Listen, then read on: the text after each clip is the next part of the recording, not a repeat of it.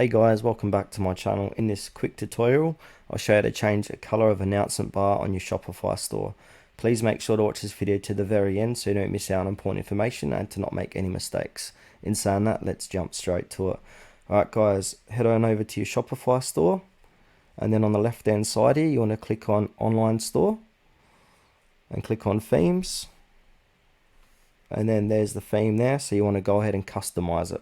So click on Customize, and this will open up the theme editor of Shopify.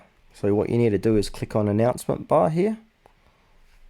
For this demonstration, I'll add a banner, a bar, and now I'm going to give it a quick edit. Alright, there's my announcement bar. So now if I want to go ahead and change this color, what you want to do is click on edit here, bottom, top right hand corner. And where it says background, click onto background, and now simply choose which color you want to use.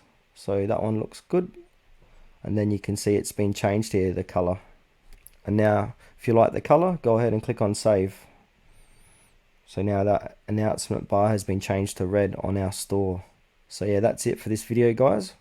Thanks for watching this to the very end. Please consider to like this tutorial and subscribe to our channel if you found it was helpful.